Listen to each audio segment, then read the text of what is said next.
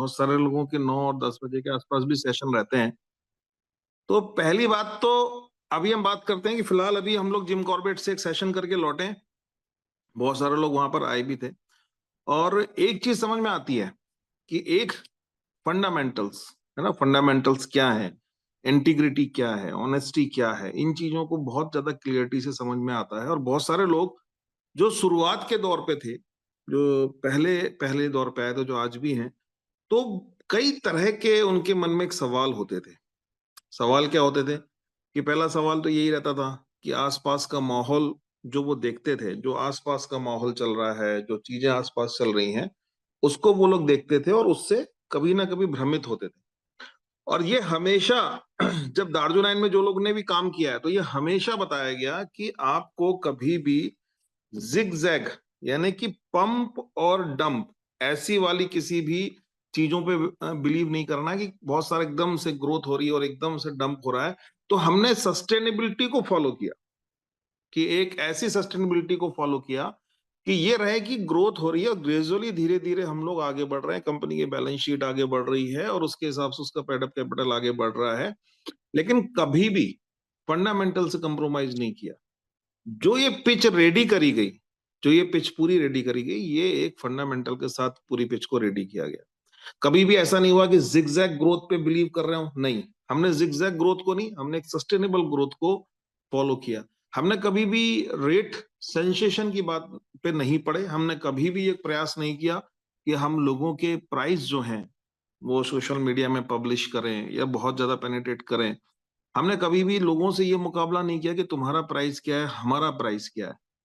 लोगों ने अफोर्डेबिलिटी की बात करी, हमने कहा कि आरएनडी अफोर्डेबिलिटी नहीं है। आरएनडी इस बात की है कि ऑथेंटिसिटी के साथ अफोर्डेबिलिटी देना, राइट।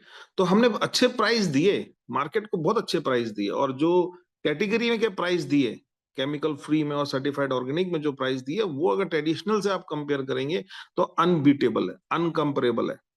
तो और डायरेक्ट सेलिंग की तो खैर विषय अलग हो गया। तो जब यहाँ पे लड़ाई अफोर्डेबिलिटी की चल रही थी, उस वक्त हम लोग ऑथेंटिक अफोर्डेबिलिटी की बात कर रहे थे। जब यहाँ रेट सेंसेशन की बात हो रही थी, उस समय हम बिना रेट की बातें करे, बेहतर प्राइस में देते हुए भी हम सॉल्यूशंस की बातें कर रहे थे।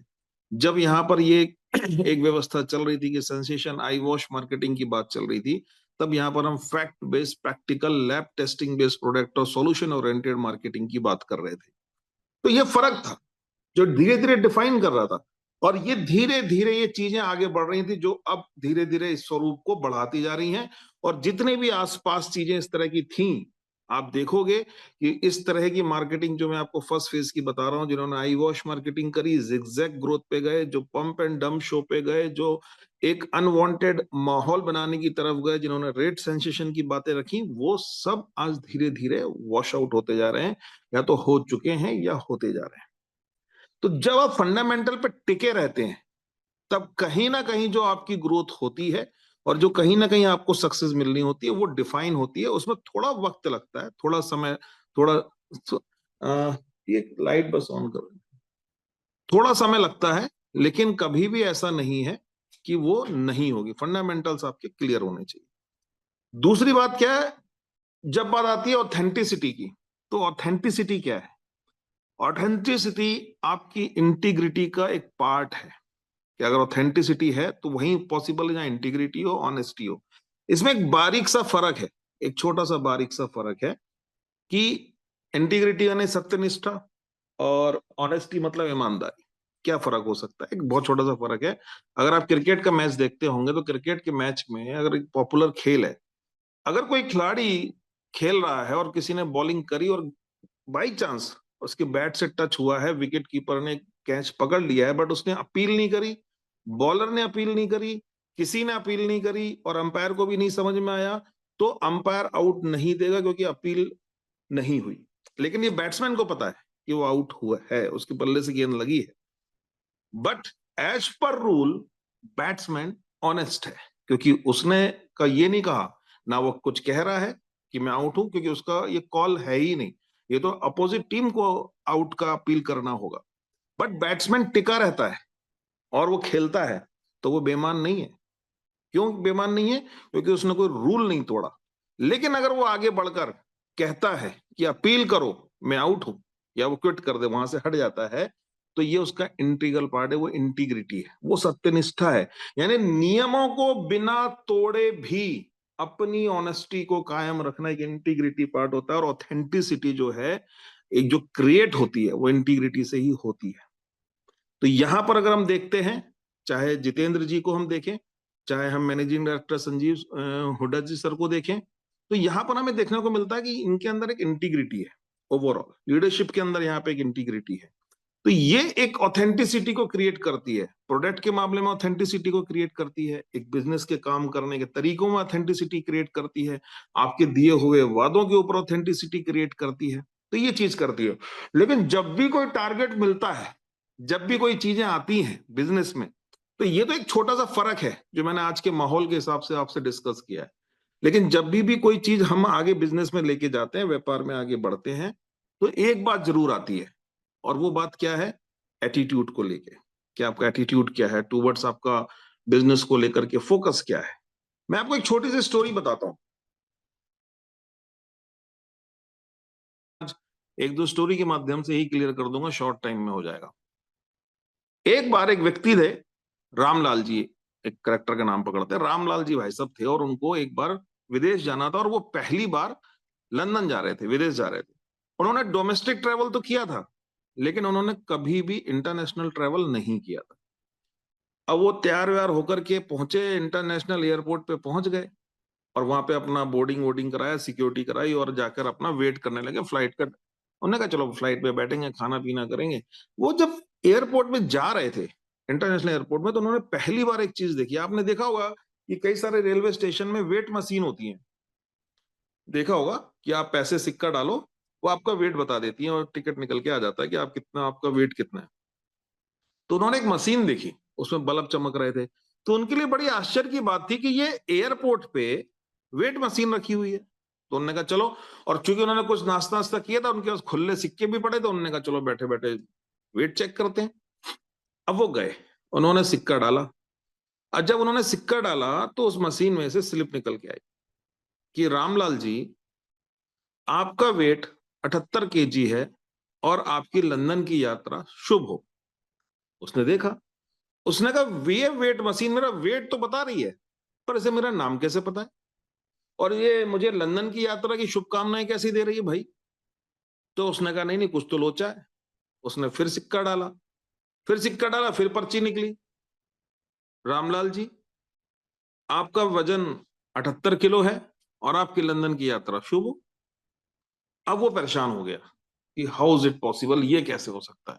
वो सिक्के पे सिक्के डालता जाए, पर्ची निकलती जाए। उसने मशीन के पीछे जाके देखा कि कोई मेरा पहचान वाला तो नहीं है, कोई मजाक तो नहीं कर रहा है, इधर उधर ढूंढा करा, कुछ भी हुआ।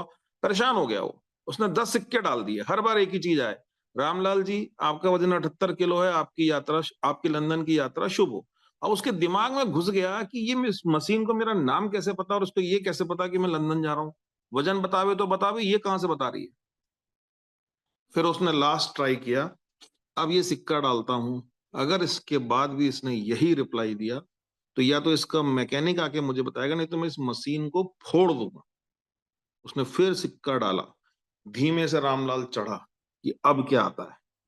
फिर स्लिप निकल के आई, और स्लिप में लिखा हुआ आया, रामलाल जी, आपका वजन 78 किलो है, और आपकी लंदन वाली फ्लाइट अब जा चुकी है, निकल गई फ्लाइट आपकी, आप वजन तौलते रहो। अब रामलाल ने जैसे ही पढ़ा, तो ये विषय तो खत्म हो गया कि ये मशीन कैसे बता रही है, क्या बता रही है। अब उसको ये क्या पता कि फ्लाइट निकल गई।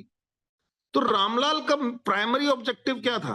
फ्लाइट पकड़ना लंदन की। वो उलझ गया बातों में, मार्केट में, कि मार्केट में वो गया था, तो मार्केट में उलझ गया, मार्केट में माहौल ये है, बातें ये हैं, चीजें ये हैं। उसका प्राइमरी ऑब्जेक्टिव था फोकस। फोकस रहना, अपने काम पे फोकस रहना, अपने काम के बंदों को फाइंड आउट करना, लॉ प्रोबेबिलिटी पे काम करना, शो द प्लान करना। वो कंफ्यूज हो गया, वो दूसरी चीजों में उलझ गया, और उसकी जो एग्जैक्ट एक्चुअल टारगेट था, प्राइमरी फोकस था, जो लंदन जाना था, वहां से वो डिफोकस हो गया। क्यों? क्योंकि हमारे अपने थॉट में, हमारे अपने एटीट्यूड में चेंज आ जाता है जब हम कोई चीज करना चाहते हैं। तो वो चीज होता है, एक कहावत है ना कि अगर आप रेस्टोरेंट जाते हो, और मेन्यू कार्ड में सिर्फ फूड का ऑर्डर करना चाहते हो और रेट कार्ड नहीं देखना चाहते हो, कपड़े खरीदने जाते हो और रेट का टैग नहीं देखना चाहते हो, तो आपके पास दो ऑप्शन, एक ही ऑप्शन बचता है कि जब आप काम करो तो फोकस हो जाओ और उस वक्त घड़ी में समय मत देखो। टाइम देखोगे तो जीवन रेट कार्ड को देख देख के गुजरेगा, और अगर बिना टाइम देखे फोकस होके काम करोगे अपने ड्रीम के लिए, तो आपको रेट कार्ड नहीं देखने पड़ेंगे। ये एक बिल्कुल फिक्स फॉर्मूला है। इसीलिए मैं कहता हूं कि सबसे पहले आपको यह देखना होगा कि आपके जो सपने हैं, आपके जो ड्रीम है, जो आप देख रहे हो, ये कितने स्ट्रांग हैं, कितने इमोशनली कनेक्टेड हैं आपसे, कितने इमोशनली कनेक्टेड हैं आपके परिवार से। क्या आप ऐसा सोचते हो कि ये सपने पूरे होंगे तो क्या होगा और नहीं होंगे तो क्या होगा? तो ये आपको सोचना होता है। इसलिए मैं कहता हूं कि अगर आपके सपने मरे दबे कुचले टाइप के हैं, बिल्कुल कमजोर से सपने हैं और आपको कोई फर्क नहीं पड़ता कि सपने हो जाएं तो भी ठीक है, नहीं हो तो भी ठीक है, तो माय डियर फ्रेंड, आप एक एग्जिस्टिंग लाइफ जी लो, आप एक सरवाइव करने की जिंदगी जी लो, आप जिंदगी को काट लो, जीवन जीने की मत सोचो। सपना वही है, मैं हमेशा कहता हूं, जो आपकी नसों में बहने वाले लहू को स्पंदन पैदा कर सके, आपके रोंगटे खड़े कर सके, आपके रोम रोम को खड़ा कर सके, तो वो सपना है। कि होता हुआ उस सपने को जो आप सोच रहे हो उसको होते हुए विजुलाइज करिए कि वो हो रहा है तो क्या है। जितने भी लोगों के हम उदाहरण देते हैं, जितने भी लोगों के हम उदाहरण देते हैं बड़े बड़े इवेंट में, चाहे हम दशरथ मांझी का माउंटेन मैन का उदाहरण दें, जिसने एआई डेवलप करे उसका उदाहरण दें, आप ये बात मान के चलिए, हम उदाहरण ओलंपिक जीतने वाले को, हम क्रिकेट की टीम में रन मारने वालों को, किसी अच्छे व्यक्ति को, किसी सेलिब्रिटी के सक्सेस होने की कहानी को हम कितना ही सुना लें, इंपॉर्टेंट बात यह है कि हर सक्सेसफुल बंदे का जो डार्क साइड होता है, कि जब उसने मेहनत करी, उसने वो जो पैशनेट हुआ अपनी चीजों के लिए, वो हम ऑप्ट भी कर रहे हैं कि नहीं कर रहे हैं? क्या उसका हम 10% भी ऑप्ट कर रहे हैं, या हम थोड़े से तकलीफ से ही विचलित हो जाते हैं, थोड़े से ही प्रॉब्लम से हम इधर उधर होने लगते हैं, छोटी मोटी स्ट्रगल से ही हम घबराने लगते हैं? नहीं बॉस, हमको ऑप्ट करना पड़ेगा उन चीजों को, तब एक व्यक्ति उस लेवल पे पहुंचता है। और यही फर्क पैदा करता है आपके एटीट्यूड को लेकर के। एटीट्यूड को लेकर के मेरे को एक चीज कहनी होती है कि हम सब लोग ये कहते हैं कि पॉजिटिव एटीट्यूड होना चाहिए, लेकिन जब हम टीम में देखते हैं तो टीम में अनेकता में एकता की बात होती है। अनेकता में एकता, डिफरेंसेस को हमको ऑप्ट करना पड़ता है। अब जैसे टीम है, मैंने एक जगह कहा था कि ये इवेंट हो रहा है, यहाँ पर बैठे हुए जितने भी लोग हैं, हर व्यक्ति के अंदर एक देवता है, हर व्यक्ति के अंदर एक ईश्वर है, उस ईश्वर को मैं प्रणाम करता हूं। लेकिन साथ साथ मैंने ये भी कहा था कि ईश्वर भी अलग अलग है, किसी के अंदर ब्रह्मा जी हो सकते हैं, किसी के अंदर विष्णु जी हो सकते हैं, किसी के अंदर शंकर जी हो सकते हैं, किसी के अंदर नारद जी हो सकते हैं। तो जरूरी नहीं है कि सिर्फ एक से ही देवता है, देवता तो होंगे पर अलग अलग है। ब्रह्मा जी क्रिएटर हैं, तो विष्णु जी पालनहार हैं, तो शिव जी एक संहारक की भूमिका निभाते हैं, नारद जी अपनी भूमिका निभाते हैं, कृष्ण जी अपनी भूमिका निभाते हैं। सबके अंदर देवताओं का वास है, लेकिन सबके प्रकार अलग हो सकते हैं। हमें उनको उसी प्रकार से, उनसे बेहतर क्या सीख सकते हैं, क्या बेहतर उनसे निकाल सकते हैं, कैसे उनसे काम करवा सकते हैं, हमें वो सीखना होता है। कोई बिना युद्ध लड़े भी युद्ध जिता देता है, कोई स्वयं युद्ध लड़के भी युद्ध जिता देता है। निर्भर करता है परिस्थिति क्या है, सिचुएशन क्या है, तो हमको वो देखना है। तो पॉजिटिव एटीट्यूड होना चाहिए, लेकिन हम क्या देखते हैं, कंप्लेंट एटीट्यूड भी है लोगों के अंदर। कंप्लेंट एटीट्यूड क्यों आता है? क्योंकि हम एनालिसिस नहीं करते हैं। जैसे मैं आपको उदाहरण बताता हूं कि जब मेरी नई नई शादी हुई, तो मैं बड़ा घबराया हुआ था कि शादी हो रही है, और बहुत सारे लोगों ने इसके बारे में अलग अलग चीजें बताई थी। और मैं सोचता था कि चलो जैसा भी हो, शुरुआत में मैं थोड़ा थोड़ा हिचक के रहता था। और एक बार की बात है कि मैं अपने घर गया, बाहर से काम करके आया, और मैंने अपना गेट खोला, घर का सामने किचन था, तो मैंने बाहर से वो आवाज लगाई कि आज खाने में क्या बनाया, मतलब अपने वाइफ से पूछने के लिए। तो वो किचन में कुछ कर रही थी, बिजी थी, और उनके साथ में कोई सपोर्ट भी कर रहा था, हेल्प भी कर रहा था, उनकी जो हमारी जो मेड है। तो कोई रिप्लाई नहीं आया, और मैंने फिर आवाज लगाई कि आज खाने में क्या बना है, कोई रिप्लाई नहीं आया। मेरे को लगा कि कुछ समस्या है, कि सुनाई क्यों नहीं, ये मतलब मुझे रिप्लाई क्यों नहीं मिल रहा है। पर मैंने कुछ बोला नहीं, और मैं वापस आ गया। और मैंने अपने एक डॉक्टर मित्र थे, उनसे पूछा यार कि मैं ना जब भी आवाज लगा के गया था, पूछ रहा था, मुझे कुछ जवाब ही नहीं आ रहा था और मुझे कुछ डाउट है। तो मेरे मित्र ने मुझसे पूछा कि जब तुम पास से बोल रहे थे तब जवाब नहीं आ रहा था कि दूर से बोल रहे थे तब जवाब नहीं आ रहा? मैंने कहा मैं तो दूर से बोला, पास में गया, थोड़ा और पास में गया, कोई जवाब नहीं आया। तो बोला प्रभु चेक कर लो कि कहीं कान तो खराब नहीं है। तो मैंने कहा ये तो बड़ी समस्या हो गई कि एक तो सुनना ही पड़ेगा, बस कुछ भी बोलो अगली सुनेगी नहीं, तो ये दुगनी समस्या हो जाएगी। फिर भी मैंने, डॉक्टर ने मुझसे बोला, मेरा दोस्त था, कि थोड़ा एक बार और जाके चेक करो, पास से दूर से कहां तक सुनाई नहीं देता। मैं गया, अगली बार मैं फिर गया और मैंने दूर से पूछा कि आज खाने में क्या बना है, फिर कोई जवाब नहीं आया किचन से। थोड़ा और पास गया, खाने में क्या बना है, फिर जवाब नहीं आया। फिर थोड़ा सा और पास गया, मैंने जैसे ही बोलने को होने वाला था खाने में क्या बना है, मेरे को तेज रिप्लाई आया कि इतनी बार बता चुकी हूं कि खाने में सब्जी रोटी चावल बना है, तुमको सुनाई नहीं देता है क्या? मैं सरप्राइज हो गया कि मेरे को ये समझ में आया कि कान अगले के खराब नहीं है, मेरे खराब है, मुझे ट्रीट कराना है, क्योंकि मैं सिर्फ पूछ रहा हूं, रिप्लाई मुझे सुनाई पड़ नहीं रहा था। और मैं क्या सोच रहा हूं कि किसी अगले को सुनाई नहीं पड़ रहा है और जवाब नहीं मिल रहा है। तो इलाज की किसको जरूरत पड़ी? इलाज की जरूरत मुझे पड़ी कि मुझे मेरे कान सही कराने। बट कंप्लेंट एटीट्यूड में क्या होता है, हम लोग कभी सेल्फ एनालिसिस नहीं करते। मैं ये उदाहरण क्यों बता रहा हूं कि हम सेल्फ एनालिसिस नहीं करते हैं कि कोई व्यक्ति, मैंने अपना ऑब्जर्वेशन निकाल लिया, क्यों? क्योंकि मेरा ये मानना है कि मैं तो universally I am the right person, क्योंकि मैंने सोचा मैं तो गलत हो ही नहीं सकता। फिर दूसरा मैन एटीट्यूड भी कि मैं कैसे गलत होऊंगा। तो मैंने ये मान के चल रहा हूं कि मैं गलत नहीं हो सकता, इसलिए मैं अब जितनी भी कैलकुलेशन लगा रहा हूं वो सामने वाले व्यक्ति को ही बहरा समझ रहा हूं, भाई मेरे कान तो खराब हो नहीं सकते।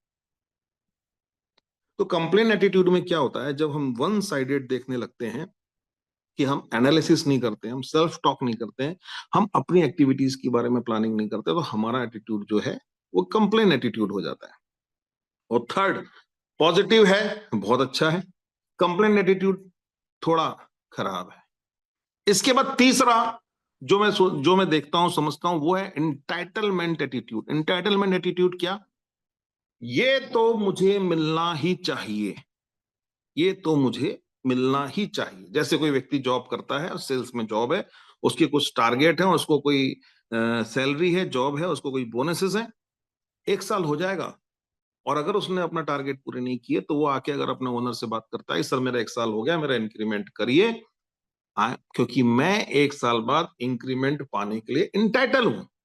और अगर उससे ये पूछा जाएगा कि भैया जो टारगेट थे वो हुए, अरे सर मार्केट है, आप समझते हैं कैसे होता है, चलता है नहीं, थोड़ा सा हो पाता है, दिक्कत होती है, घर में थे, प्रॉब्लम थी। लेकिन जैसे ही आप बिजनेस एंटाइटलमेंट की बात करते हैं, वैसे ही एक्सक्यूजेस जनरेट होते हैं। लेकिन जो मिलना चाहिए वो एंटाइटलमेंट एटीट्यूड होता है कि वो तो मिलना ही चाहिए। ये है मेरा एंटाइटलमेंट एटीट्यूड कि मेरे को ये मिलना चाहिए। हाँ, मैंने उसको अचीव किया या नहीं किया, मेरे को जो डिजर्विंग परफॉर्मेंस देनी थी वो दी नहीं दी, लेकिन मैं एंटाइटलमेंट एटीट्यूड से रहता हूं। ये एंटाइटलमेंट एटीट्यूड है। तो हमको ये देखना है कहीं मेरा एटीट्यूड एंटाइटलमेंट एटीट्यूड तो नहीं है। तो मेरी टीम में positive attitude, complaint attitude, entitlement attitude, कौन किस तरह के एटीट्यूड से बिहेवियर कर रहा है, और आप खुद देखो कि आप अपने आप को कैसे करेक्ट कर सकते हो अगर आपको सक्सेसफुल होना है तो।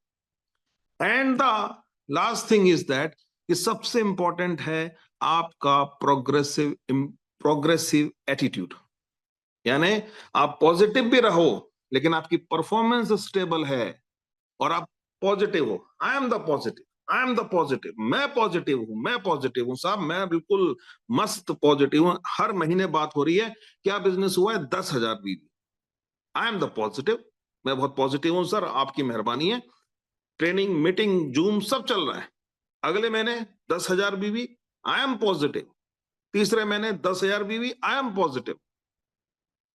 Positivity without growth is nothing. Progressive attitude बहुत जरूरी है। पॉजिटिविटी के साथ जब ग्रोथ भी होती है, इन दोनों को जब हम कोलैबोरेट करते हैं तो वो होता है प्रोग्रेसिव एटीट्यूड। ये प्रोग्रेसिव एटीट्यूड है कि नहीं? तो आप negative, positive, entitlement, complaint attitude से अपने आप को अब शिफ्ट करो प्रोग्रेसिव एटीट्यूड की तरफ। और इस शिफ्टिंग में जो आपकी हेल्प कर रहा है, एक भी व्यक्ति का अगर आपके जीवन में 1% भी कंट्रीब्यूशन है, प्रोग्रेसिव कंट्रीब्यूशन है, चाहे आपके वो गार्जियन हो, चाहे आपके दोस्त हो, चाहे आपके वो मेंटर हो, चाहे कोई भी व्यक्ति हो, जिसका 1% भी आपके प्रोग्रेस में, प्रोग्रेसिव एटीट्यूड के माहौल में लाने के लिए यदि उसका योगदान है, तो सबसे लास्ट लेकिन सबसे सबसे इंपॉर्टेंट होता है, और वो है ग्रेटिट्यूड। ग्रेटिट्यूड हमेशा बना के रखना, कहीं भी पहुंचो, कुछ भी करो, ग्रेटिट्यूड उस व्यक्ति के लिए हमेशा आपका रहना चाहिए। ये मेरी लाइफ की फिलॉसफी है कि जीवन में जिसने भी 1% साथ दिया, उसके लिए अपना ग्रेटिट्यूड कभी भी लाइफ में खत्म नहीं होगा। ये बात है। चौथी बात आती है कि अभी हम एक बात करते हैं कॉन्टेस्ट को लेकर के। ये कॉन्टेस्ट की बात आई है, कॉन्टेस्ट में भी बहुत सारे लोग पार्टिसिपेट कर रहे हैं। हर हफ्ते आपके पास कोई ना कोई प्रोडक्ट्स के कॉन्टेस्ट भी आते हैं, जिसको आप मल्टीप्लाई करते होंगे। हर हफ्ते आपके पास कुछ ना कुछ मीटिंग और सेमिनार्स की प्लानिंग्स आपकी आती होंगी, जूम की प्लानिंग्स आती होंगी। तो एक चीज अपन को समझना होगा कि मेरे पास कोई एक्शन प्लानिंग है या नहीं। देखिए, मेरी सोच अच्छी है तो बस एक अच्छी बात है, मैं अच्छी प्लानिंग करता हूं, ये भी अच्छी बात है, मैं लोगों से को सलाह देता हूं कि अच्छी बात है। लेकिन एक बात समझने की है, एक्शन अगर ऐड नहीं होगा तो प्रोएक्टिव आप नहीं हो सकते। सिर्फ अच्छा सोचने से कुछ नहीं होगा। आप बुरा नहीं सोचते हैं, ये बहुत अच्छी बात है, आप अच्छा सोचते हैं, आप कुछ गलत नहीं कर रहे हैं, ये भी अच्छी बात है। लेकिन अगर आप कुछ नहीं कर रहे हैं, समथिंग की कुछ गुड हो, कुछ बेटरमेंट हो, कुछ स्टेप हो, तो आप प्रोएक्टिव नहीं है। आप सिर्फ, आपका टाइम एवरीडे टिक टिक टिक टिक टिक टिक टिक टिक टाइम आपका गुजर रहा है। तो आज एक लाइफ क्या है, आपको अचीवमेंट्स करने हैं, तो आप कैसे हैं?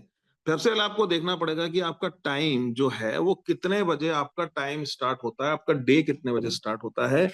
एक एंटरप्रेन्योर की लाइफ में उसका डे जो है सुबह मॉर्निंग 5 to 6 या मैक्सिमम 7 बजे तक स्टार्ट हो जाना चाहिए।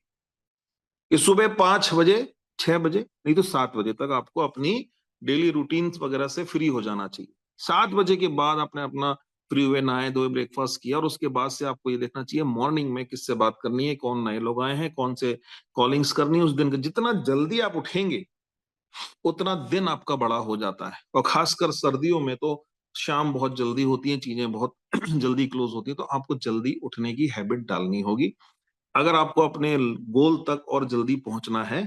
तो आपको 5 to 7 एक टाइम सेट करना चाहिए, मेरी एक सलाह है, बाकी चॉइस आपकी है, आपको सबका अपना तरीका होता है, पर मेरी एक स्ट्रॉन्ग रिकमेंडेशन है कि 5 to 7 AM आपको उठ जाना चाहिए, सो दैट आप अपनी एक्टिविटी, ये एक साल जो है ना, इसको माइंड सेट कर लीजिए कि 1 year versus whole life, 1 year versus whole life. ये एक साल पूरी मेहनत, पूरी शिद्दत के साथ एवरी डे एवरी मिनट आप दे दीजिए। मैं फिर बोल रहा हूं, आपको जरूरत नहीं पड़ेगी कभी किसी रेस्टोरेंट में रेट कार्ड में रेट देखने की, कभी मेन्यू में रेट देखने की जरूरत नहीं पड़ेगी बॉस। किसी दुकान में कपड़े खरीदते समय बहुत ज्यादा पैसों के बारे में नहीं सोचना पड़ेगा। अपनी फैमिली को वेकेशन में ले जाते वक्त, अपनी फैमिली के बारे में कुछ सोचते वक्त, उनके लिए कुछ लेते वक्त बहुत कुछ नहीं सोचना पड़ेगा। लेकिन एक साल पूरी शिद्दत, पूरे किलो किलो में पसीना बहाना पड़ेगा, सर्दी में गर्मी का माहौल पैदा करना हो, आसान नहीं होता है। और एक बार आपने सॉल्यूशन जनरेट कर दिया तो फिर लोग आपके पास आते हैं। उबर ने सॉल्यूशन जनरेट किया, अब वो रिक्वेस्ट नहीं करता किसी से कि तुम्हें टैक्सी ले लो भाई मुझसे। ओला ने सॉल्यूशन डेवलप किया, अब अपने आप चीजें होती हैं। जोमेटो ने सॉल्यूशन डेवलप किया, फूड पहुंचाया। ब्लिंकिट ने सॉल्यूशन डेवलप किया। जो जो लोग सॉल्यूशन दे रहे हैं, धीरे धीरे उनकी तरफ लोग आते हैं। और हमने एक सॉल्यूशन दिया लोगों को, सोल्यूशन ड्रिवन कंपनी, कि आपको केमिकल फ्री सर्टिफाइड ऑर्गेनिक देने वाली, पूरे बकेट जिसकी उस पर बनी हुई है, देने वाली हिंदुस्तान की एकमात्र डायरेक्ट सेलिंग कंपनी है दार्जिलिंग। इतनी खबरें आ गई मसालों की, आप लोगों ने भी न्यूज़पेपर में पढ़ा होगा, देखा होगा।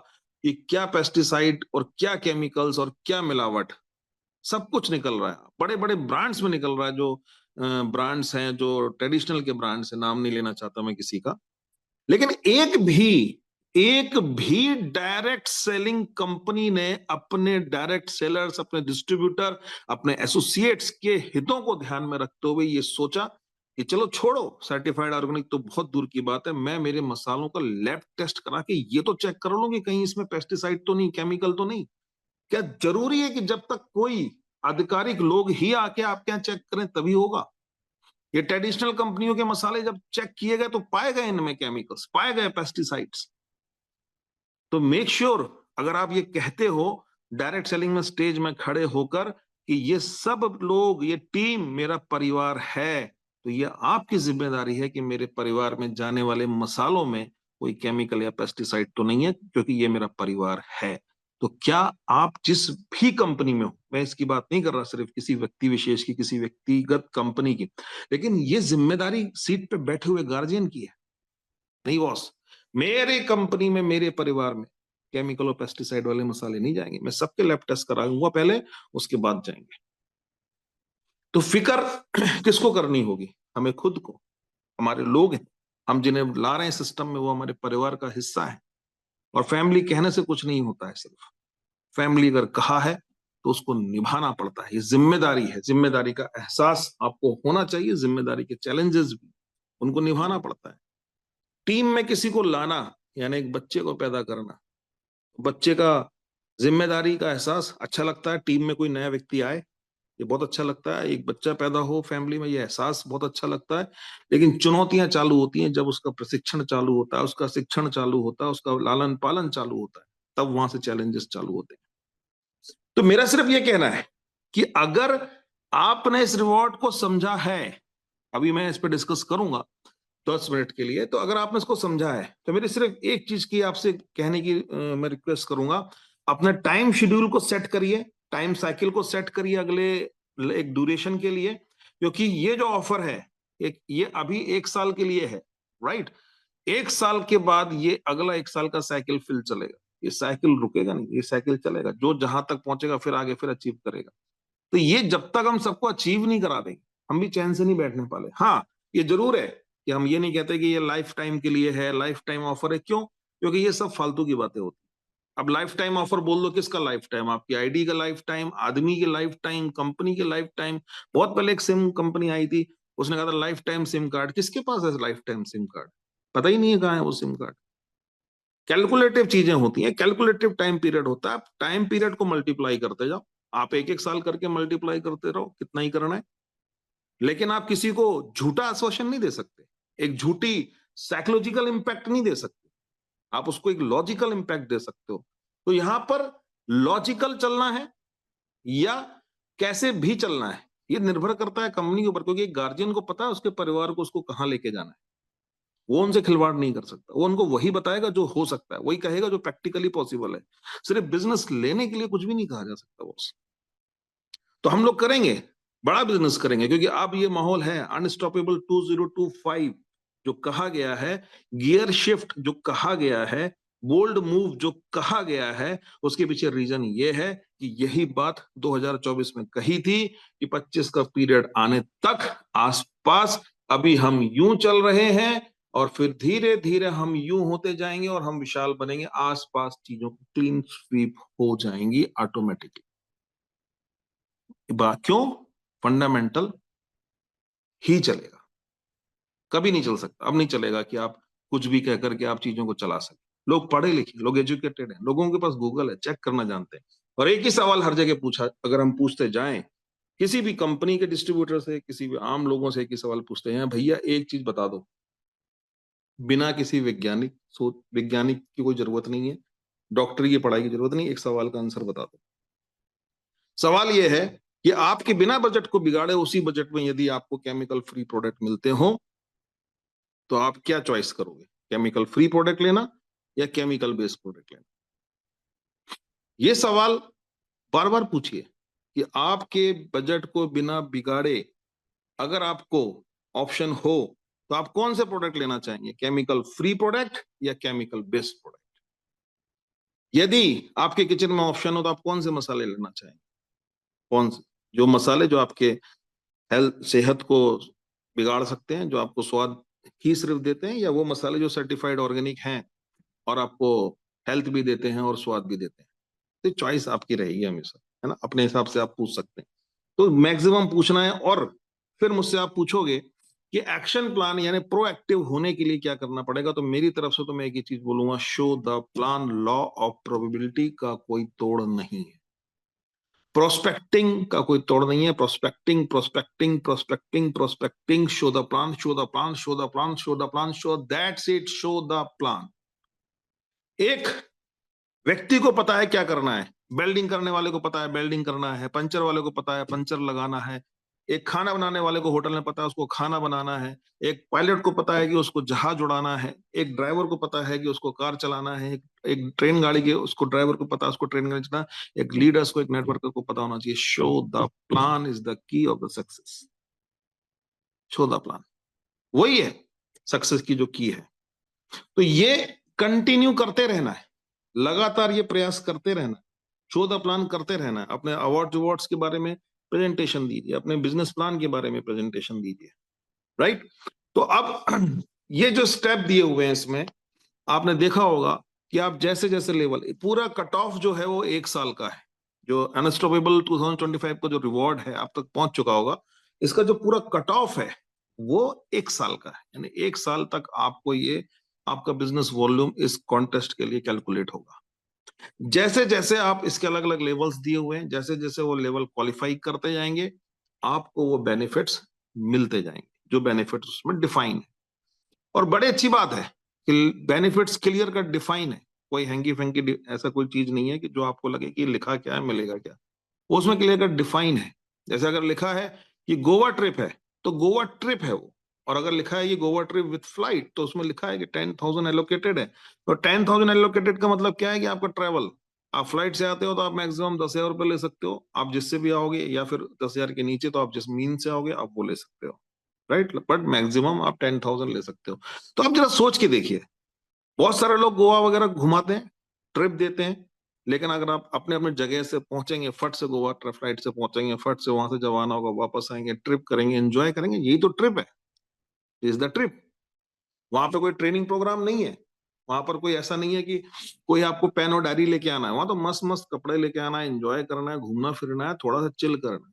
Work hard then party harder, no problem.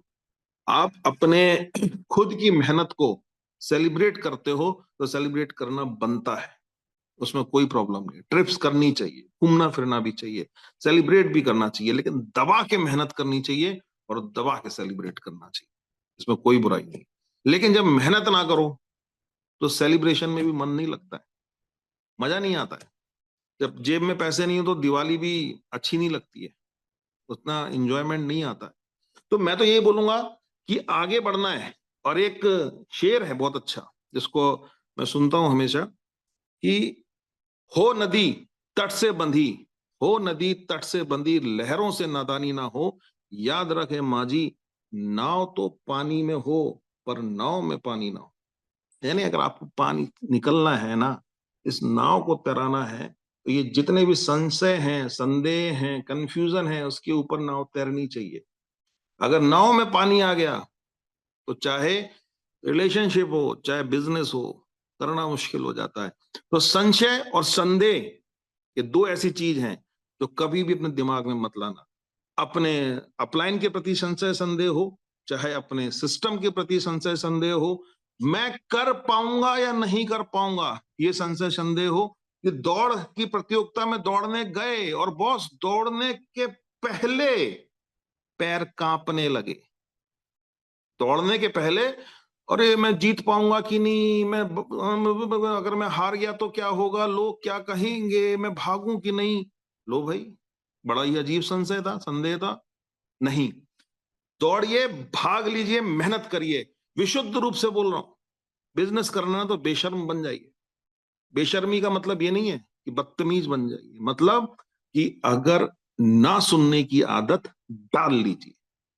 एक दिन ये no no no yes yes yes में कन्वर्ट होती जाएगी। और एक जितने आप नो सुन चुके होंगे, एक वक्त आएगा जब लोग आपसे पूछेंगे यार सुपरस्टार बने कैसे, सक्सेसफुल बने कैसे, कैसे बताएं, रातों कितनी रातें बिताई प्लेटफॉर्म पे, कितनी रातें गुजारी जग जग करो, कितनी मेहनत करी, 15-15 16-16 घंटे लगाए, तब जाकर तो थोड़ा बहुत यहाँ पहुंच पाए। कैसे बताएं? कोई पिक्चर नहीं बनाई बॉस, कोई डॉक्यूमेंट्री नहीं बनाई, कोई यूं ही नहीं बनता, बनना पड़ता है, करना पड़ता है। तो संशय और संदेह को खत्म करिए, बिल्कुल। इसलिए बोल रहा हूं, हो नदी तट से बंधी, लहरों से नादानी ना हो, याद रख ए माझी, नाव तो पानी में हो पर नाव में पानी ना हो। बहुत सिंपल एज दैट, राइट। अभी ये आपको न्यू ज्वाइनिंग्स में, ये अभी तो खैर आपको ये बॉक्स पैकिंग तो दिख रही होगी, ये नए साल से आपको मिलने लगेगी इस तरह का। अभी कुछ कुछ पीसेस आने चालू हो गए, तो प्रॉपर मैनर में नए साल से मिलने लगेगी। सेट ऑफ मिनिएचर्स हैं। कौन सी कंपनी में आप देख पा रहे हैं इस तरह की चीजें? ये सेट ऑफ मिनिएचर्स आपको प्रॉपर मैनर में न्यू ईयर में मिलने लगेगा। अभी आपको ये मिनिएचर सेट ऑफ मिनिएचर्स जो हैं, ये सारी चीजें जो हैं, ये आपको एक न्यू वेलकम प्रोग्राम के तहत मिल रही। अभी आपको ये पता होना चाहिए कि जो भी व्यक्ति आपके साथ सिस्टम में आता है, वो 2500 बिजनेस वॉल्यूम से यदि अपने बिजनेस को स्टार्ट करता है, यानी कि 3 ऑप्शन है हमारे बिजनेस को हमारे साथ काम करने के दरजुविनाइन में। आप कंज्यूमर बन सकते हैं, कंज्यूमर मॉडल को ऑप्ट कर लीजिए। आप रिटेलर बन सकते हैं, आप रिटेलर मॉडल को ऑप्ट कर लीजिए। आप बिजनेस मॉडल में आ सकते हैं, आप बिजनेस मॉडल को ऑप्ट कर लीजिए। बट बिजनेस मॉडल को ऑप्ट करें तो ओनरशिप के साथ, ये मेरा बिजनेस है, ये मेरा, दिस इज माय बिजनेस, ये हमारा व्यापार है, ये मेरा बिजनेस है। तो जिस तरीके से मैं मेरे बिजनेस को बढ़ाने के लिए प्रयास करता, उस तरीके से मैं ऑप्ट करता हूं, आत्मसात करता हूं इस कॉन्सेप्ट को, तो मैं आगे बढ़ता। मिशन केमिकल फ्री अपने आप में एक ऊर्जा है, उस सूरज की तरह है जो सबको प्रकाश देगा। आपका काम सिर्फ आपको नहीं, आपके पड़ोसी को भी फायदा देता है, सोसाइटी को फायदा देता है, नेचर को फायदा देता है। एक ऐसा नोबल कॉज है इसके साथ जुड़ा हुआ है जो सबको फायदा देता है। आप सिर्फ दिए की तरह एक कमरे में प्रकाश नहीं कर रहे हैं बॉस, एक छोटा सा प्रकाश नहीं कर रहे हैं, आप सूरज की तरह प्रकाश कर रहे हैं, जो सब जगह जाता है। जो ले सकेगा उसका फायदा लेगा, जो नहीं ले सकेगा उसकी चॉइस है। अपने आप को बड़ा करिए, अपने आप को एक्सप्लोर करिए। सोशल मीडिया आपको मिला हुआ है, सोशल मीडिया में बहुत सारे साथी मैं देखता हूं प्रमोट करते हैं, मिशन को प्रमोट करते हैं, प्रोडक्ट को प्रमोट करते हैं। आप जब भी एक बात याद रखिए, संघर्षों से जीतने का एक ही तरीका है, एक दूसरे की हेल्प करना चालू करो, एक दूसरे की सहायता करना चालू। आप सोशल मीडिया में देखते हो आपका साथी प्रमोट कर रहा है, कोई दूसरी हो सकता है, किसी आप जिसे नहीं जानते हो वो भी प्रमोट कर रहा हो, आप कभी मिले हो, और वो प्रोडक्ट प्रमोट कर रहा है, कोई मिशन प्रमोट कर रहा है, अपने मेंटरों को प्रमोट कर रहा है। मैं इसकी बात नहीं कर रहा कि वो अपनी सेल्फी डाल रहा है या वो कहीं वादियों में घूमने गया है वो डाल रहा है, मैं उन सब चीजों की बात नहीं कर रहा हूं। अगर आपके सोशल मीडिया में जुड़ा हुआ कोई भी व्यक्ति प्रमोशन कर रहा है, इस मिशन केमिकल फ्री का प्रमोशन कर रहा है अगर प्रोडक्ट का, तो उसको समर्थन दीजिए, लाइक करके समर्थन दीजिए, कमेंट करके समर्थन दीजिए। आप क्या कर सकते हैं? आप बॉस कमेंट कर सकते हैं, उसको समर्थन दे सकते हैं। नहीं कर सकते, लाइक कर सकते हैं, वो नहीं कर सकते, शेयर कर सकते हैं, जो करिए। लेकिन एक दूसरे को सहयोग और समर्थन से ही ये चीजें आगे बढ़ती हैं। आप किसी एक हीरोइन अगर बढ़िया सा एक रील डाल दे, आप उसको लाइक करेंगे, वो कभी पूछने भी नहीं आने वाली आप, ये भैया तुमने हमें लाइक किया था, थैंक यू। किसी हीरो हीरोइन के सेलिब्रिटीज में ये जुबा केसरी का प्रमोशन कर रहे हैं, आप एक मिशन केमिकल फ्री का एक वॉरियर है ना, वो भी प्रमोट कर रहा हो, मेरे लिए बहुत बड़ा है। क्योंकि कम से कम वो जुबा केसरी तो नहीं प्रमोट कर रहा है। एक भी वॉरियर अगर प्रमोट करता तो एक दूसरे को हेल्प करिए, एक दूसरे को सहयोग करिए, समर्थन दीजिए। आप पोस्ट करिए, नहीं कर सकते, जिसने किया है उसको कमेंट करके अपना समर्थन दीजिए। नहीं कमेंट करने का टाइम है, लाइक कर दीजिए, वो भी टाइम नहीं है, शेयर कर दीजिए। लेकिन मेरा सिर्फ ये कहना है कि एक साथ सिनर्जी क्रिएट करने का मतलब ये है, एक दूसरे को कोऑर्डिनेशन के साथ हेल्प करते हुए बढ़िए। जो यूनिवर्स को आप देंगे वही यूनिवर्स आपको देगा। तो गिविंग एटीट्यूड रखिए, देने का नेचर रखिए। जो आप देने वाले हैं वो आपके पास लौट के आने वाला, ये हमेशा याद रखिए। अच्छी चीजें देंगे, अच्छी चीजें लौट के आएंगी। दुआएं देंगे, दुआएं लौट के आएंगी। लोगों के साथ इंटीग्रिटी बना के रखेंगे, ऑनेस्टी के साथ काम करेंगे, वही चीज आपके पास लौट के आएगी। जो संस्कार आज आप अपने बच्चों को देंगे, बूढ़े होने पर वही आपको वो वापस करने वाले हैं। तो मेक श्योर आप अपनी टीम को और अपने लोगों को क्या सिखाते हैं, क्या बताते हैं, उसको अपने शब्दों पे ध्यान दीजिए, अपनी ट्रेनिंग्स पे ध्यान। तो 2500 बीवी की मैं बात कर रहा था कि वेलकम प्रोग्राम चल रहा है। जो भी नया व्यक्ति आपके साथ सिस्टम में आता है बिजनेस मॉडल में, यानी कि कंज्यूमर है, रिटेलर, लेकिन बिजनेस मॉडल में 2500 बीवी या प्लस से आपके साथ एंटर करता है, तो उसको मिनिएचर, सेट ऑफ मिनिएचर, सोचिए सेट ऑफ मिनिएचर मिल रहा है ऑलमोस्ट फ्री। सिर्फ उसकी डिलीवरी चार्ज और वो सब भी जोड़ना तो फ्री है, नथिंग, ऑलमोस्ट फ्री। वो उसको वैसे ही मिल जा रहा है टेस्टिंग करने के लिए। आपको तो सिर्फ इस एक चीज से ही बहुत बड़ा आपको एक्सपोजर कर लेना चाहिए, नए लोगों की बिल्कुल एक भीड़ लगा देनी चाहिए, एक एक व्यक्ति के पास जाना चाहिए, ये मिनिएचर्स मंगा के रखने चाहिए, बताना चाहिए कि ये मिल रहा है। सेकेंड चीज, आपका बिजनेस प्लान अगर आप जानते हैं तो आपको ये पता होना चाहिए, कोई व्यक्ति अगर 2500 पीवी से आज ज्वाइन करता है तो उसको एक बहुत बड़ा बेनिफिट मिलता है कि जितने भी क्लब हैं, हमारे जितने भी क्लब हैं, अलग अलग 2500 बीवी मैचिंग पे क्लब है, 12,500 बीवी मैचिंग पे क्लब है, अलग अलग क्लब है। अगर उसने आज डिसीजन लिया है, तो बिजनेस करने आया ना, एंटरप्रेन्योर है और धंधा करना चाहता है, उसने आज किया, तो हम उसको, यानी कि कंपनी उसको सीधे सेकंड, हर क्लब के सेकंड मैक्स आउट पे सीधे एंट्री दे देती है। जो उसको एक टाइम लगता है स्टेप बाय स्टेप पहुंचने, उसमें सेकंड क्लब में सीधे एंट्री दे देती है। सेकंड मैक्स आउट जो है, हर क्लब का जो सेकंड मैक्स आउट है पॉइंट वैल्यू का, उसमें सीधे एंट्री दे देती है। पहले वाले क्लब में 2 हैं, बाकी में 1 2 3, 1 2 3, 1 2 3, तो सीधे सेकंड क्लब में, अगर क्लब के सेकंड मैक्स आउट में एंट्री चाहिए है तो आप 2500 बीवी से करेंगे तो आपका सीधे सेकंड मैक्स आउट लग जाएगा डे 1 से। तो ये आपका एक बेनिफिट है, राइट। दूसरा, ऑफर को लेके मैं बात करता हूं। ये ऑफर आप सभी को मिला होगा ना, इसमें सब चीजें मिली होंगी। इस ऑफर में छोटे छोटे से हैं, आप नीचे से ड्राइव करना चालू करिए कि आपके टीम में कौन कौन लोग हैं। सबसे पहले इंपॉर्टेंट बात है 700 बीवी, 700 बीवी से जो अपनी आईडी को एक्टिव, अपनी आईडी पे बिलिंग कर लेगा। ऐसे कोई भी लोग जो अक्टूबर लास्ट क्लोजिंग में, अक्टूबर 2024 के पहले ज्वाइन हो चुके हैं, आईडी एक्टिव कर चुके हैं, उन्हें 700 बीवी करना जरूरी है। यानी एक ज्वाइनिंग फॉर्म की तरह आप समझ लीजिए कि प्रतियोगिता में, गेम में इन्हें भाग ले रही है। जितनी भी टीम में आपकी ग्रीन आईडी है, उन सबको कॉल लगा लीजिए। क्या लगा लीजिए? कॉल। जो ऑलरेडी हैं उनको कॉल लगा लीजिए, उनको बताइए करना है, भाग लीजिए प्रतियोगिता में, वो लेंगे। कई सारे लोग होंगे जिनसे बहुत समय से आपका कनेक्शन टूट गया होगा, उन्हें भी कॉल कीजिए। एक ड्राइव करिए सबको कॉल करने की, ऑफर बताने की, और मात्र 700 बीवी करके आप इसमें इसमें बने रहेंगे। कभी भी मूड बना बॉस इन कर सकते हो, पर इसमें सिस्टम में तो इन कर जाओ, इस कॉन्टेस्ट में तो इन कर जाओ। जितनी भी ग्रीन आईडी उन तक पहुंची, उनको कॉल करिए। जो ऑलरेडी आपके साथ हैं बहुत अच्छा है, पर कुछ लोग होते हैं जो थोड़े डावाडोल होते हैं, थोड़े से शांत हो जाते हैं, उन सभी को करके ये आप एक वाइब्रेशन क्रिएट कर सकते हो। ये एक ऐसा माहौल है जिसमें आप वाइब्रेशन क्रिएट कर सकते हो। दूसरी बात, इसमें जो लेवल, अलग अलग जो लेवल्स दिए हुए हैं, राइट।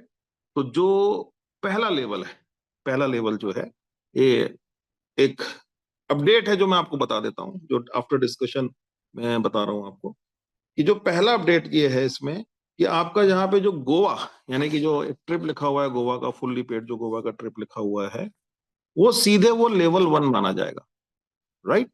लेवल 1 का मतलब क्या हुआ कि गोवा तक जो टारगेट है वो लेवल 1 माने जाएंगे। उसके बाद नेक्स्ट लेवल 2, लेवल 3, लेवल 4 वो माने जाएंगे। तो दैट मीन्स कि गोवा तक का जो भी कॉन्टेस्ट है वो 6 लाख बीवी मैचिंग तक है, यानी कि वो लेवल 1 हो गया आपका। और उसके बाद नेक्स्ट नेक्स्ट नेक्स्ट लेवल 2 हो गया। It's a very very very very very good news for you. And another thing, जो नए लोग आएंगे आपके साथ, अभी जो मैं अपडेट दे रहा हूं आपको, जो नए लोग आएंगे आपके साथ, जो भी आने वाले हैं, तो जो मैं आपको इन्फॉर्मेशन दे रहा हूं वो सुन लीजिए। 5 दिन का आपके पास टाइम है इस चीज पे अपनी, क्योंकि आप बिजनेस प्लान दे रहे होंगे, आप लोगों को ऑफर्स बता रहे होंगे, तो इसको 5 दिन, यानी अप्लाई कब से होगा? 21 से अप्लाई होगा। 21 से ही अप्लाई होगा। जो भी व्यक्ति नया आपके साथ आ रहा है, अगर वो 2500 बीवी से इन करता है तो उसको मिनीचर वाला बेनिफिट्स मिल रहे हैं।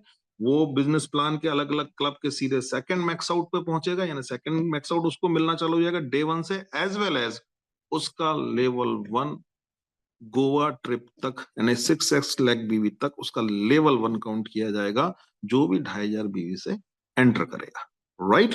तो ये आपको अपनी प्रेजेंटेशन में बताना है, जिससे मैंने 5 दिन का क्यों बोला अभी, 5 दिन का इसलिए बोला मैंने अभी कि 5 दिन तक जो जैसी व्यवस्थाएं हैं वैसी चल रही होंगी, जिससे कि आप अपने प्रेजेंटेशन को अपडेट कर लें, कुछ लोगों तक इंफॉर्मेशन पहुंचाएंगे। तो it's a very very big and great news all of you, क्योंकि हम लोग ये सोच रहे हैं कि अभी 5-6 महीने बाद फर्स्ट एक ट्रिप लगाया जाए और उसमें ज्यादा से ज्यादा लोगों को लेकर चलें, एंजॉय करें, ट्रिप करें, उसके पहले एक आरटीपी भी कर लें। साथ ही साथ मार्च तक 50,000 बीवी मैचिंग में जो आपको सक्सेस डे प्रोग्राम में आना है और उसमें हॉल ऑफ फेम में आने का अपॉर्चुनिटी है, वो मार्च तक है, क्योंकि आपको पता है मार्च में ही हमारा फाउंडेशन डे रहेगा कंपनी का। तो अप्रैल में इवेंट होगा, अप्रैल या मैक्सिमम मई, अगर अप्रैल में हुआ तो मार्च तक, और अगर मई में हुआ तो अप्रैल तक, तो मोस्ट पॉजिटिवली अप्रैल में होगा। तो 50-50 हजार वीवी मैच करके टिकट टू सक्सेस डे के लिए जो ऑप्शंस हैं वो आपके पास मार्च तक रहेंगे, यानी इवेंट होने तक, क्योंकि टिकट मिल गया, पिक्चर लग गई, तो अपन को सीधे वहां पे इवेंट में आना होगा। तो मैं आपको फिर क्लियर कर देता हूं कि कॉन्टेस्ट में लेवल 1 6-6 लाख बीवी गोवा ट्रिप तक कैलकुलेट होगा, उसके बाद लेवल 2 लेवल 3 कैलकुलेट होंगे। एंड जो लोग भी 2500 बीवी से ज्वाइन करेंगे, ये सुविधा किसके लिए हो गई, जो ऑलरेडी अभी है, ठीक है। आने वाले लोगों के लिए जो 2500 बीवी से ज्वाइन करेगा उसके लिए ये सुविधा है कि उसके लिए लेवल 1 जो है वो 2500 बीवी से आईडी एक्टिवेट है, तो लेवल 1 उसका 6-6 लाख तक कैलकुलेट होगा। क्लियर?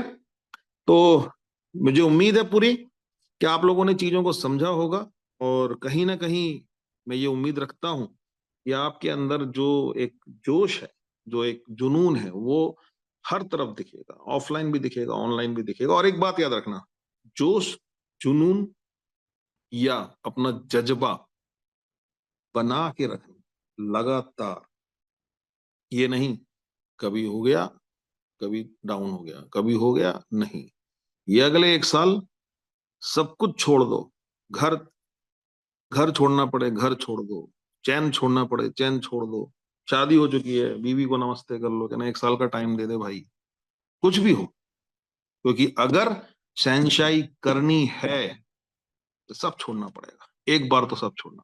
ये लगा दो पूरा 1 साल, और मेरा दावा है कंधे से कंधे मिलके काम करेंगे, जो भी व्यक्ति साथ में खड़ा है उसको उसके मुकाम तक पहुंचाएंगे, ये अपना एक जेंटलमैन प्रॉमिस है। जो भी खड़ा है साथ, पूरी शिद्दत के साथ खड़ा है, पूरी ऑनेस्टी के साथ खड़ा है। और ये ऑफर सिर्फ अभी शुरुआत है, ये खत्म नहीं होंगे, ये चलते रहेंगे जब तक हर नीचे वाले व्यक्ति को उठा करके ऊपर तक उसके सपनों तक ना पहुंचा दे, तब तक इसको अपन चलाएंगे। Right? And wish all the best. अगर कोई जानना चाहे, कोई बात रखना चाहे तो जरूर बताएं। जी Deepak ji. First of all तो थैंक यू सो मच। और मतलब सारी चीजें वैसे आपने कंक्लूड कर दिया है। और सर कुछ लोग हैं यहाँ पे, जैसा मुझे सर ने बताया था कि शायद जो एक्सपीरियंस शेयर करेंगे अपना RITP का, कि कैसा उनका एक्सपीरियंस रहा।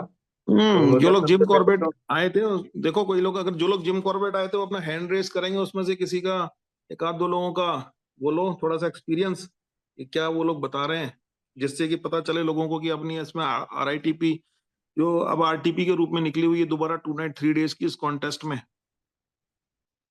यस सर, सबसे पहले तो मैं कोई मेरा है जो खुद का अपना भी शेयर एक्सपीरियंस शेयर करता हूँ। करना चाहेगा जिम यस कॉर्बेट में जो सर, आया हो? हैंड रेस हैं सर 2 लोगों के। मैं उनको सचिन जी को अनम्यूट करता हूँ सबसे पहले। हम्म। हम्म। Sachin Saini ji from Jaipur. Good yes evening Sachin, sir. Good evening. Good evening, very good evening. मैं जस्ट अभी अगर आरटीपी का अगर मैं अपना एक्सपीरियंस शेयर करूं सर, तो मैंने बिजनेस स्कूल एक बुक पढ़ी थी रोबोटिक कियोस्की की। तो हम्म। उसके अंदर जो नेटवर्क मार्केटिंग जो एमएलएम कंपनी जो होती है, उनका ट्रेनिंग सिस्टम किस टाइप से होना चाहिए सर। तो जब दार्जिलिंग की मैंने ट्रेनिंग अटेंड करी, तो मेरे को प्रॉपर वो फील आ रही थी कि जो रोबोटिक कियोस्की ने जो परिभाषा दी है, तो बेसिकली दार्जिलिंग सेम उसी चीज को फॉलो कर रही है। अगर एक इंसान को रियल बिजनेस ट्रेनिंग दी जा रही है कि वो अगर आने वाले टाइम में अगर कोई बिजनेस भी करना चाहे तो दार्जुन एंड उसे उस चीज के लिए तैयार कर रही है बिल्कुल। एंड सबसे बड़ी चीज सर, मैंने इससे पहले 3 से 4 आरटीपी और भी अटेंड करी थी, लेकिन अगर मैं बात करूँ सबसे बेस्ट आरटीपी की तो सर जिम कॉर्बेट आरटीपी रही है मेरी, जिसके अंदर बहुत सारी चीजें सीखी सर। मिसिंग टाइल सिंड्रोम हो गया, एंड आदतों को कैसे शिकार बनना है, मतलब अच्छी आदतों से कैसे बनना है, वो चीजें सीखी है सर। और सबसे बड़ी चीज सर, राम सर से एक चीज सीखी कि बिजनेस के अंदर ग्रोथ होनी चाहिए, कोई कंप्लेंट माइंडसेट नहीं होना चाहिए आपका, और बिजनेस ओनरशिप लेनी चाहिए सर। तो एक्सपीरियंस मेरा बहुत जबरदस्त रहा है। एंड सबसे बड़ी चीज सर, जो एडवेंचर एक्टिविटीज थी आफ्टर आरटीपी, वो सर सबसे बेस्ट पार्ट लगा मेरे को ट्रेनिंग के बाद में। तो सर ये मेरा एक्सपीरियंस था आपको बिल्कुल। आपको क्या लगता है कि जो अभी दोबारा से कॉन्टेस्ट में 2 नाइट 3 डेज की निकली हुई है, तो इस तरह का अगर प्रोग्राम फिर से होगा तो आप सलाह देते हो कि सब लोगों को अचीव करके आना चाहिए? बिल्कुल सर, मैं यही बोलूंगा, दार्जुनैन किसी भी प्रकार की कमी नहीं छोड़ती है किसी भी चीज को लेके, चाहे सर वो मतलब मैनेजमेंट से लेके हो, हर चीज को मतलब लेके हो। आप ये मानते हो कि जो ट्रेनिंग प्रोग्राम्स होते हैं उसमें ना केवल बिजनेस को लेकर के, बल्कि एक, अगर अपन बात करें खुद की भी बात करें, पर्सनली बात करें, तो अपनी लाइफ में भी वैल्यू एडिशन होता है, हमको कहीं ना कहीं कुछ भी करने के लिए सक्षम बनाया जाता है। डेफिनेटली सर, इस बात से मैं 100% एग्री करता हूँ सर, बिल्कुल सर। ठीक है, ठीक है, थैंक यू वेरी मच। कोई और दीपक जी? त्यागराजन जी भी है जो हैंड रेज कर रखे हैं, वो भी अपना हम्म। एक्सपीरियंस शेयर करते हैं, उनको मैं अनम्यूट करूंगा। Sir good evening sir.